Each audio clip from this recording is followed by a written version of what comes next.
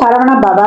உருவாய் அருவாய் உளதாய் இலதாய் மறுவாய் மலராய் மணியாய் ஒளியாய் கருவாய் உயிராய் கதியாய் விதியாய் குருவாய் வருவாய் அருள்வாய் குகனே. அன்பர்கள் அனைவருக்கும் வணக்கம். நான் ஆதித்ய சொர்ணலட்சுமி பேசுகிறேன். இந்த பதிவு டிசம்பர் மாதம் நடைபெறவிருக்கும் பொதுவான பலன்களை ராசி பலனாக காணவிருக்கிறோம். வரலாக திருச்செந்தூரில் வீற்றிருக்கும் முருகப்பெருமானின் பொற்பாத கமலங்களையும் என் அன்னை வாராகியின் தாழ் பணிந்தும் என் குருநாதரை வணங்கியும் 12 ராசிக்கும் இந்த டிசம்பர் மாதம் என்பது ஆங்கில மாதத்தில் வரக்கூடிய நிறைவு மாதம். இந்த மாதத்தில் எப்படிமா நாங்கள் கடந்து வர்றது, இனிமேல் வரக்கூடிய வருடத்தில் நிறைய பயிற்சிகள் வேற இருக்க போகுது. அதனுடைய துவக்கம் இப்போத்துலேருந்தே எங்களுக்கு ஆரம்பிச்சிடும். நாங்கள் எப்படிலாம் இருப்போம் அப்படின்னு பல பேருக்கு பலவித சந்தேகங்கள். அதை நிவர்த்தி பண்ணக்கூடிய வகையில் இந்த பதிவுகள் அமர்ந்திருக்குது. அதனால் தனித்தனி பதிவுகளாக கொடுத்துருக்குறோம். இதை நீங்கள் பொறுமையாக பார்க்க வேண்டியது தான் நீங்கள் செய்ய வேண்டியது. இந்த மாதம் காணப்படக்கூடிய கிரகநிலைகள் பார்த்தீங்கன்னா ஆஸ் யூஷுவலாக எப்போ ரிஷபத்தில் குரு வக்ர நிலையில் இருக்காரு, செவ்வாய் நீச நிலையில் நமக்கு கடகத்தில், கன்னியில் கேது பகவான், விருச்சகத்தில் சூரியன் புதன், சந்திரன் மாத ஆரம்பத்தில் அங்கே உதயம் ஆகிறாரு. சூரியன் இந்த மாதம் பிற்பகுதியில் நமக்கு 16ஆம் தேதி அவரும் தனுசுக்கு சென்று அமர்ந்து விடுவார். சுக்கிரன் நமக்கு இந்த மாதம் 2ஆம் தேதியே மகரத்துக்கு, தனுசுக்கு இருக்கிறவர் அவரும் மகரத்துக்கு பயிற்சி ஆகிறாரு. சனி அதே இடத்துல ஆட்சி நிலையில் வக்ர நிவர்த்தி அடையிட்டார் இல்லையா, ஆட்சி நிலையில் இருக்கிறாரு. ராகு மீனத்தில் பயணித்து கொண்டிருக்கிறார். இந்த மாதம் பார்த்தீங்கன்னா புதன் வக்ர நிவர்த்தி அடைஞ்சிடுறாரு நம்மளுக்கு டிசம்பர் 15ஆம் தேதி. அதே போல் செவ்வாய் டிசம்பர் 6ஆம் தேதி வக்ர ஆரம்பிக்குது. இப்போ ஏற்கனவே நீசமாக இருக்காரு, திருப்பி வக்ரமாகவும் ஆகிறாரு. இந்த மாறுதல்களால் 12 ராசிக்கும் ஏற்படக்கூடிய சாதக பாதக நிகழ்வுகளை நம்ம இந்த மாதத்தில் இந்த வரக்கூடிய பதிவுகளில் காணவிருக்கிறோம். அன்பர்கள் பதிவினை முழுமையாக கேளுங்க. இந்த மாதம் சொல்லிருக்கின்ற எளிமையான வழிபாடுகள், பரிகாரங்கள் இதையெல்லாம் பின்பற்றி உங்கள் வாழ்வை வளமாக்கி கொள்ளுங்கள்.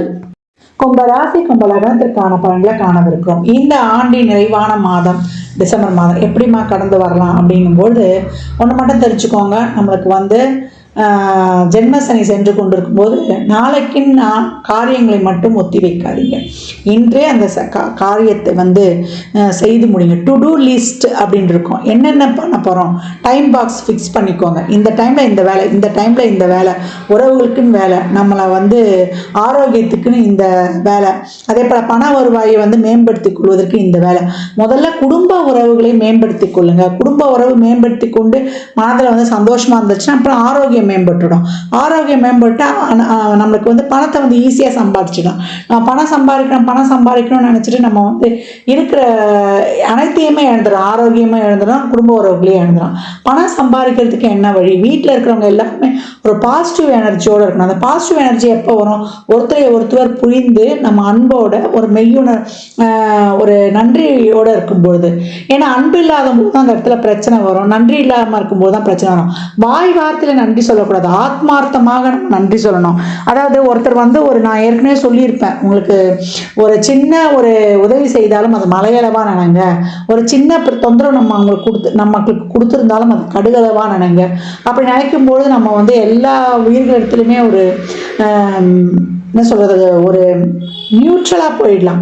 இவங்க அப்படின்னு ஒரு பற்று இல்லாமல் எல்லா உயிரிழத்தும் அன்பு செலுத்து அப்படின்ற மாதிரி நம்ம ஒரு சிறப்பாக கடந்து வந்துடலாம். இந்த மாதம் பார்த்தீங்கன்னா உங்களுக்கு 12ல் நமக்கு சுக்கிரன், நமக்கு 7ஆம் அதிபதி நமக்கு 11ஆம் இடத்தில் மாத பிற்பகுதியில் வந்துடுவார். 10ஆம் இடத்துல புதன், சூரியன், சந்திரன். இதெல்லாம் இருந்தாலும் வேலை இருக்கும், வேலையில் ப்ரெஷர் இருக்கும்.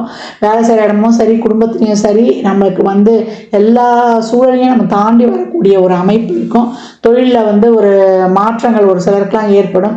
அதான் தசாபதிலாம் சிறப்பாக இருக்கும்போது நல்ல மாற்றங்களாகவே இருக்கும்.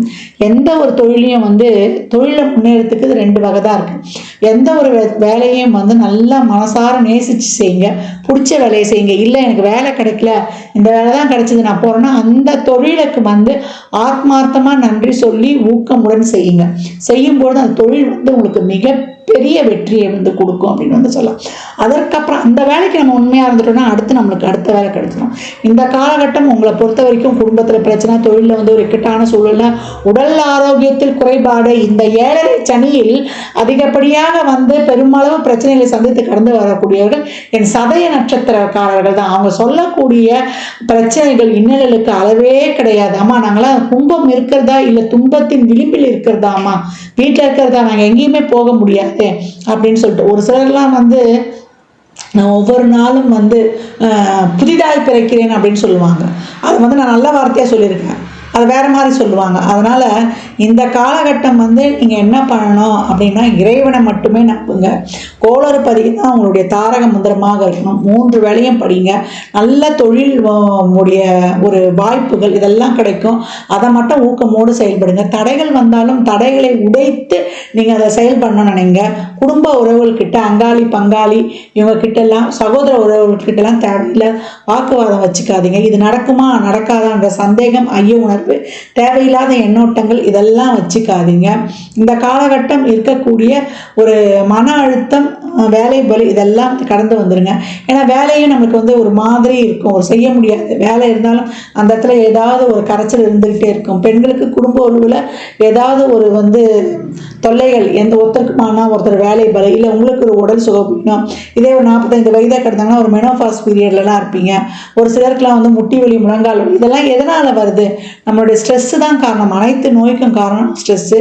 முறையான உணவு பழக்க வழக்கத்தையும் நடைப்பயிற்சியையும் நல்ல எண்ணங்களையும் 3 ஞாபகம் வச்சுக்கோங்க. முறையான உணவு பழக்க வழக்கம், நடைப்பயிற்சி, அதாவது உடல் ஆக்டிவேட். அப்படி அப்படின்னா நான் சொல்லியிருக்கேன் ஏற்கனவே, நடைப்பயிற்சி மூலம் நல்லா ஒரு டான்ஸ் போட்டு அந்த ஆடி அந்த உடம்புல இருந்து வேர்வையை இழுத்து விடுங்க. மெடிடேஷன், யோகா, மனதை வந்து ஒருநிலைப்படுத்துங்க. இப்போ மெடிடேஷன்லாம் செய்ய தெரியலமான்னா சும்மா கம்னு வந்து சும்மா கடை அப்படின்னு வந்து சொல்லுவாங்க நம்ம பெரியவங்க. நம்ம அமைதியாக இருந்துருங்க. ரொம்ப பிரச்சனைலாம் போகுது செய்யுதுன்னா எதையும் யோசிக்காதீங்க. ரொம்ப அமைதியாக அப்படியே இறைவனுடைய திருநாமங்களை எவ்வளோக்கு எவ்வளோ வந்து நீங்கள் வந்து சொல்கிறீங்களோ அவ்வளோக்கு அவ்வளோ வந்து உங்களுக்கு ரொம்ப சிறப்பு. நம்மளுடைய திருப்புகள் படிங்க. திருப்புகள்லாம் வந்து நமக்கு சுத்தமாக படிக்க முடியாது அப்படின்னீங்கன்னா அதை பிரித்து படிக்கலாம். உருவாய் அருவாய், நான் சொல்லுவேன் ஆரம்ப பாடல் அது. உருவாய் அருவாய் உளதாய் இலதாய், மறுவாய் மலராய் மணியாய் ஒளியாய், கருவாய் உயிராய் கதியாய் விதியாய், குருவாய் வருவாய் அருள்வாய் குகனே.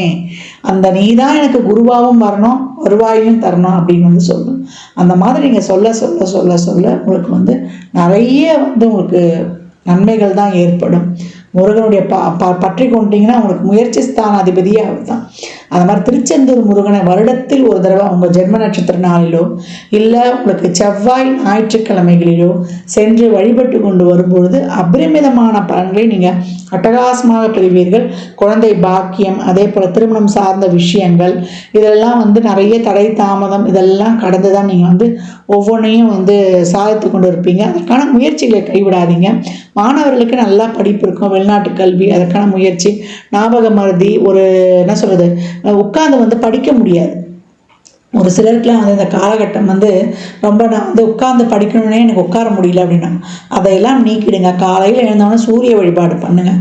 சூரியனை வழிபட்டுட்டு ஓம் நம சிவாயா, எந்த வழிபாடும் பண்ண முடியலன்னா ஓம் நம சிவாயா, ஓம்னா சூரியனை ஆக்டிவேட் ஆகிடும். நம்முடைய 7ஆம் பாவம், அதுதான் வந்து நம்ம எதிரில் சந்திக்கக்கூடியவர்கள். நம்முடைய ஆப்போசிட் பார்ட்னே சூரியனுடைய வீடாகி போச்சு. அதே போல் நம சிவாயன்னும் பொழுது 5 கிரகங்களை ஆக்டிவேட் ஆகிடும். இரவு பொழுது வந்து சனிக்குரியது, அவரே உங்களுடைய ராசி. அதனால் இரவு ஒரு சிலருக்குலாம் பகலில் எழுந்து படிக்க முடியும்னா இரவில் வந்து ஒரு 10 மணிக்குள்ளே வந்து படித்து முடிச்சுங்க. இரவு நேரத்தில் வந்து நிறைய படித்து வைத்து கொள்ளுங்க. ஏன்னா எப்போவும் வந்து ஃபோன் பார்க்குறதெல்லாம் வந்து நம்ம 10 மணிக்கெல்லாம் படுக்க சென்றணும். 10லேருந்து நம்ம ஒரு 3 மணி வரைக்கும் நம்மளுடைய உடம்பை வந்து நம்மளே வந்து தயார்படுத்திக்கலாம். நம்ம உடம்புக்கு வந்து மருந்து மாத்திரலாம் தேவை கிடையாது. நம்ம நிம்மதியாக தூக்கத்தை மட்டும் தான் நம்ம வந்து கொடுக்கணும். நம்ம உறுப்புகள் வந்து அதுவே அதை ரெடி செய்து கொள்ளும். நேர்மறை எண்ணங்களை வந்து ஓட விடுங்க. இப்போ இப்போ வந்து ரொம்ப இக்கட்டாக இருக்குது, எனக்கு நிறைய கடன் பிரச்சனைலாம் இருக்குது, நான் கடன் இருக்குது, என்ன ஆயிடுச்சு ஏதாயிடுச்சு, நான் அப்படி ஆயிடுவேனா இப்படி ஆடலாம், இதையும் நம்ம கடந்து போவோம். நம்ம இது வரைக்கும் எனக்கு கிடைத்த பணத்திற்கு நன்றி, இனிமேல் பெறப்போகும் அபரிமிதமான பணத்துக்கு நன்றின்னு ஒவ்வொரு நாளும் ஒவ்வொரு செலவு செய்யும் பொழுதும் அப்படி தோணும், ஐயோ என்னடா கரண்ட் பில் இப்படி வந்துருச்சு, திடீர்னு ஒரு மருத்துவ செலவு வந்துருச்சு, திடீர்னு வந்து ஒரு எதிர்பாராத செலவு வந்துருச்சுன்னு தோண்டு விடாதீங்க. இதை சமாளிச்சிருவோம், இந்த இந்த வந்திருக்க செலவை நான் சிறப்பாக வந்து செயல்படுத்திடுவேன், பிரபஞ்சத்துக்கு நன்றின்னு ஒவ்வொரு தடவையும் ஒவ்வொரு செயலுக்கும், தூங்கி எழுந்ததுலேருந்து இரவு படுக்கிற வரைக்கும், நீங்கள் சாப்பிட்ற சாப்பாட்டிலேருந்து, நீங்கள் உட்கார சேர்லேருந்து, நீங்கள் எழுதுகிற பேனாலேருந்து, பேசுகிற ஃபோன்லேருந்து, நீங்கள் உங்களுக்கு கூட இருக்க பர்ஸ்லேருந்து, உங்கள் பேக்லேருந்து எல்லாத்துக்குமே, அது இல்லைன்னா நீங்கள் என்ன ஒரு இது பண்ணுவீங்க, நம்ம போடுற உடையிலேருந்து எல்லாத்துக்கும் நன்றி சொல்லுங்கள். பெரியவங்க கிட்டலாம் நிறைய பிளெஸ்ஸிங்ஸ் வாங்கிக்கோங்க. வாங்கி கொள்ளும் பொழுது நல்லவங்களை பார்க்கறது செய்யுதுன்னா ஒரு வச்சுக்கோங்க, ஒரு வாரம் உங்கள் குடும்ப உறுப்பினர்கிட்ட பேச வச்சுக்கோங்க, ஒரு வாரம் உங்களுடைய நல்ல வெல்விஷரை போய் வந்து கவனம் செலுத்துங்க. வீட்டில் நம்ம பிள்ளைங்களோ நம்ம மனைவியோ நம்மளை வந்து ஒரு கடிஞ்சு நம்ம புரியாமல் நம்ம மேலே கோபத்தை போடுறாங்கன்னா இந்த காலகட்டம் அதெல்லாம் அப்படியே அப்சர்வ் பண்ணிக்கோங்க. சரி, இதை நம்ம இந்த காலகட்டம் கேட்டுக்கொள்ளணும். அப்போ ஒரு இடத்துல வந்து சம்மந்தமே இல்லாமல் ஒரு கஷ்டத்தை ஃபேஸ் பண்ணுறீங்கன்னா அது வந்து உங்களை வந்து இன்னும் வந்து உங்களை வந்து போல்டாக்க போகுது, நம்ம கர்மா கழியுது அப்படின்னு வந்து விட்டுடுங்க. சம்மந்தமே இல்லாமல் போகிறேன், எனக்கு வந்து ஒரு இடத்துல வந்து நான் ஏமாற்றப்படுறேன், நான் ரொம்ப உண்மையாக இருந்தேன் அப்படின்னீங்கன்னா போன ஜென்மத்தில் அதை தொட்டு நம்ம யாருக்காவது ஏதாவது ஒரு துன்பம் விளைவித்திருப்போம், அதுதான் இந்த ஜென்மத்தில் பெறப்போகிறோம்னு நினச்சிக்கோங்க. ஏழரை சனியில்தான் நம்ம கர்மாவை போக்கக்கூடியது. கர்மா எப்படி போகும், துன்பங்களை போக்கும். இந்த காலகட்டத்தில் வரக்கூடிய துன்பங்களை சுகமான சுமைகளாக ஏற்று அதை வந்து கடந்துடுங்க. நீங்கள் அதை அனுபவித்து கடந்துட்டீங்கன்னா உங்கள் குழந்தைகளை வந்து பாதிக்காது. நீங்கள் கடக்காம லகுவாக வந்துட்டீங்கன்னா அது அப்படியே வந்து அது போகாது, அடுத்து வரக்கூடிய ஜென்ரேஷனுக்கு தான் போகும். அடுத்து வரக்கூடிய ஜென்ரேஷன் இப்படி 3வது தலைமுறை போகும். அந்த ஜென்மத்திலையும் நீங்கள் தான் வந்து அதை வந்து நீங்கள் இது பண்ணணும். நம்ம கர்மாவே நம்ம தான் இருக்கணும், அதுக்கு இந்த ஜென்மத்திலே நம்ம அதை தீர்த்துட்டு போகலாம் இல்லையா. இந்த மாதத்தை பொறுத்த வரைக்கும் உங்களுக்கு தொழிலில் வந்து கவனம், பொறுமை, நிதானத்துடன் கலந்துருங்க. ஒரு சிலருக்கு நல்ல மாற்றங்கள்லாம் ஏற்படும். மாற்றங்கள்லாம் நடந்தால் வந்து நீங்கள் மாத பிற்பகுதியில் வந்து நல்லா சிறப்பாக செயல்படுத்திக்கோங்க. தொழிலை பொறுத்த வரைக்கும் ப்ரெஷர் தான் இருக்கும், 4 பேரை வந்து அனுசரித்து போகணும். சிறப்பாக வந்து செயல்படக்கூடிய வாய்ப்பு ஒரு சிலருக்குலாம் வந்து கொடுக்கக்கூடிய அமைப்பும் இருக்குது. தசாபுதிலாம் சிறப்பாக இருக்கும்போது 7 சனி தான் சொன்னாங்க, இந்த காலத்தில் தான் நான் லைஃப்பில் செட்டில் ஆனேன், கல்யாணம் பண்ணேன். 7 சனியில் தான் நிறைய பேருக்கு வந்து கல்யாணம் நடக்கக்கூடிய வாய்ப்பு அருமையாக இருக்கும். எதிர்த்தரப்புக்கு ஜாதகம்லாம் வந்து சிறப்பாக இருக்கும்போது கல்யாணத்திற்கான அந்த முயற்சிகள்லாம் தாராளமாக மேற்கொள்ளுங்க. ஒரு சனி, ராகு, கேது, செவ்வாய் இதெல்லாம் சம்மந்தப்படுதுன்னா கவனமாக இருங்க. சதய நட்சத்திரக்காரங்களுக்கு வருஷம் பிறந்து ரொம்ப நல்லாயிருக்கும். அப்படியே வந்து நம்ம கடந்து வந்துடலாம். என்றைக்குமே வந்து கடமையை செய் பலனை எதிர்பாராதன்னு நீங்கள் கடந்து வரும்பொழுது எந்த ஒரு கிரக பயிற்சிகளும் உங்களை வந்து அந்த அளவுக்கு தாக்காது. கும்பம் இந்த மாதம் ஒரு இதில் இருக்கேன், நான் வந்து ஒரு தொழில் ஒரு நிலையில் இருக்கேன், இந்த நிலையில இருந்து நான் அப்படியே வந்து சிறப்பாக வந்துடலாம் அப்படின்னு பார்த்தீங்கன்னா அதை வந்து அப்படியே வந்து கடந்து வந்துடுங்க. தேவையில்லாமல் கடன் வாங்காதீங்க, ஏன்னா கடன்லாம் இந்த காலகட்டம் கிடச்சிரும். அதனால் வரவு செலவுகளை வந்து திட்டமிட்டு நீங்கள் வந்து செய்யும் பொழுது உங்களுக்கு அனைத்து வகையிலும் வந்து ஒரு சிறப்பான பலன் கிடைக்கும். மாற்றங்கள்லாம் கிடைச்சா தாராளமாக கண்டிப்பாக ஜென்மசனிலே இடமாற்றம் உண்டு, குடும்பத்தை விட்டு பிரிதல் உண்டு, இதெல்லாம் வந்து உங்களுக்கு பெனிஃபிட் தான். அதனால் கடந்துருங்க. ஊதிய உயர்வுடன் கிடைக்கும் அப்படின்றது, சும்மாலாம் உங்களுக்கு அந்த பணிமாற்றம் கிடைக்காது, ஊதிய உயர்வுடன் கிடைக்கக்கூடிய காலமாகவே இருக்குது. உடல் ஆரோக்கியம், உறவுகள் கிட்ட பணம் கொடுக்கல் வாங்கல மட்டும் கொஞ்சம் கூடுதல் கவனம் வச்சுக்கோங்க. அதே போல் புது நபர்கள் என்ன சொல்கிறது, 3வது நபர் தலையீடு குடும்பத்தில் இல்லாதவாறு பார்த்துக்கொள்ளணும். உங்களுடைய குடும்ப விஷயங்களும் சொல்லக்கூடாது. நீங்கள் யார் வீட்டு பஞ்சாயத்துக்கும் போகக்கூடாது, உங்கள் வீட்டு பஞ்சாயத்துக்கு யாரும் வேணாம். நீங்கள் உண்டு, உங்கள் குடும்பம் உண்டு, உங்கள் கடமை உண்டு. நேர்வழியில் போய் நேர்வழியில் வரும்பொழுது உங்களுக்கு வந்து இந்த மாதத்தை வந்து இன்னும் சிறப்பாக கடந்துடலாம். அதே போல் நிறைய சனிக்கிழமை தோறும் ஏதாவது ஒரு அன்னதானம் செய்யுங்க. இல்லை ஒரு ஏழைன்னா ஒரு வறியவருக்கு உங்களால் முடிஞ்சதை எளிமையாக செய்யலாம். அந்த மாதிரி வாங்கி கொடுக்கும்போது ஒரு வாட்டர் பாட்டிலோட எலுமிச்சவங்க ஊறுகாய் வாங்கி கொடுங்க. சாம்பார் சாதம், எலுமிச்சை சாதம் எதனா வாங்கி கொடுக்கலாம். அப்படிலாம் முடியலன்னா வாயில்லா ஜீவனுக்காவது வாங்கி கொடுங்க. அதுக்கு உணவு தண்ணிலாம் வைங்க. வட்ட வடிவில் அப்படியே வச்சுருங்க. இந்த உணவை வைக்கும்போது வட்ட வடிவில் வைக்கும்பொழுது உங்களுக்கு ரொம்ப சிறப்பாகவே இருக்கும். நிறைய வந்து என்ன சொல்கிறது, உடற்பயிற்சி மேற்கொள்ளணும். முதல் நாள் வந்து சாதம் வச்சு அதில் தண்ணி ஊற்றி சின்ன வெங்காயம் வச்சுட்டு மறுநாள் எடுத்து அதை குடிங்க. உடல் ஆரோக்கியம் ரொம்ப இதுவாக இருக்குது, செய்கிற எங்களுக்கு ரொம்ப கஷ்டமாக இருக்குது, நிறைய ஜீரண கோளாறு இருக்குதுன்னு அது நல்ல ஒரு சக்தி வாய்ந்த நீராக இருக்கும். அதான் நீராகாரம்.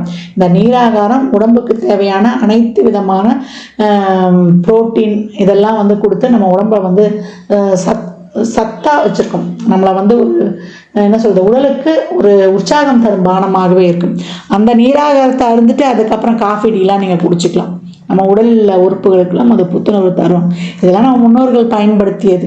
7 சனிலெல்லாம் உடம்புல வேர்வை வர்ற மாதிரி நீங்கள் ஆக்டிவாக செயல்படும் பொழுது சனீஸ்வர பகவான் பிரீத்தி அடைந்து உங்களுக்கு இன்னும் வந்து தொழிலின் மேன்மையும் சிறப்பாக தெளிவெடுக்கக்கூடிய ஒரு சிந்தனையும் கொடுப்பார். 7 சனிலாம் நம்ம என்ன செய்வோம், தவறான முடிவுகளை எடுப்போம். சோம்பி உட்காரும்போது நம்ம உடல் ஆக்டிவேட்டாக இல்லாத போது நமக்கு சிந்தனை தெளிவே இருக்காது. அதுக்கேற்ற மாதிரி செவ்வாயும் இப்பொழுது நீசமாக இருக்காது. என்ன குரு சுக்கிரனுடைய பார்வையில் இருக்கிறதுனால நம்ம நெகட்டிவான எண்ணங்களை எல்லாம் விட்டு நேர்மறையாக சிந்தித்து செயல்பட்டு நம்ம அந்த எண்ணங்களை வந்து அதிகப்படுத்தும் பொழுது நம்ம என்ன நினைக்கிறோமோ நம்ம வந்து அதுதான் ஆள் மனதுக்கு போகும். அப்போ சுய சிந்தனையோடு நம்ம என்ன நினைக்கிறோமோ நல்லதை தான் நினைக்கணும். மேலே நம்ம நல்லதாக கெட்டதான்ற எண்ணங்களை நம்ம ஆள் மனதுக்கு அனுப்பும்போது சப்கான்ஷியஸ் மைண்ட் அதை ஏற்று அப்படியே நடந்துக்கும். அதனால் கிரகங்கள் இப்போ 7 சனி ஆயிடுச்சு அதனால தான் எனக்கு எல்லாம் நடக்குதுன்னு அப்படியே உட்காந்துடக்கூடாது. உங்களுடைய முயற்சிகளை திரும்ப திரும்ப போடணும். உங்களுடைய முயற்சிகள் எந்த அளவுக்கு சிறப்பாக இருக்கோ அந்த அளவுக்கு வாழ்க்கையில் வந்து நீங்கள் முன்னேற்றத்தை அதிகப்படியாக அடையலாம். அதனால தான் ஒவ்வொரு மாதமும் உங்களுக்கு வந்து வாழ்வியல் கருத்துக்களோட வந்து உங்களுக்கு நிறைய பலன்களும் சொல்லப்படுது. இந்த மாதத்தை பொறுத்த வரைக்கும் கவனம், விழிப்புணர்வு, தன்னம்பிக்கை, இது 3 தான் உங்களுக்கு சொல்லவே படப்போகுது. அதை வைத்து நீங்கள் வந்து சிறப்பாக கடந்து வந்துடலாம்.